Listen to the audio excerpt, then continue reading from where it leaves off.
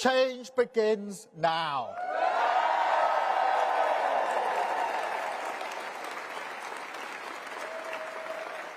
And it feels good, I have to be honest. He's going to move it right. He has delivered quite the knockout punch to the Conservative Party, handing it its worst defeat in decades. But Keir Starmer has taken his time to get here and get his party ready for this stage. In the last general election in 2019, Jeremy Corbyn was in charge when Labour suffered a devastating defeat at the hands of the Tories. Corbyn stepped aside and Keir Starmer was picked to lead the Labour Party at a time when COVID had shuttered people indoors. So much so, his acceptance speech too was a virtual one. It is the honour and the privilege of my life to be elected as leader of the Labour Party. Starmer was born into a working-class family and is named after Labour's founding father, Keir Hardie. He was a successful human rights lawyer and chief public prosecutor and was knighted before he made the switch to full-time politics in his 50s. He won his first MP election in 2015.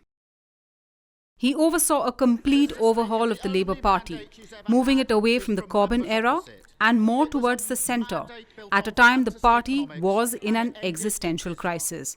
We have a new Chancellor who accepted a job from the Prime Minister on Wednesday afternoon and then told him to quit on Thursday morning. A new Northern Ireland Secretary who once asked if you need a passport to get to Derry.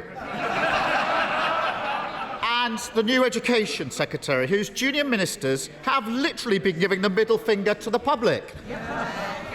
It is truly the country's loss that they will only be in post for a few weeks. Now, the Prime Minister must be feeling demo happy since he was pushed out of office. Finally, he can throw off the shackles, say what he really thinks, and forget about following the rules. The bumbling Conservatives, who've hurtled from one controversy to the next, have come as an added advantage. We gave up on being a party of protest 5 years ago. We want to be a party of power. The Labour Party went into this election with a 20-point lead over the Conservatives, even though Starmer himself has often been described as dull and not charismatic enough. What he's lacked in charm, he's made up in pragmatism and competence.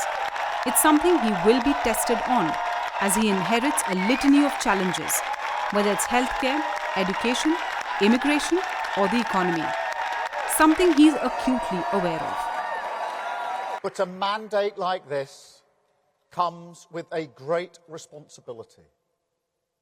Our task is nothing less than renewing the ideas that hold this country together.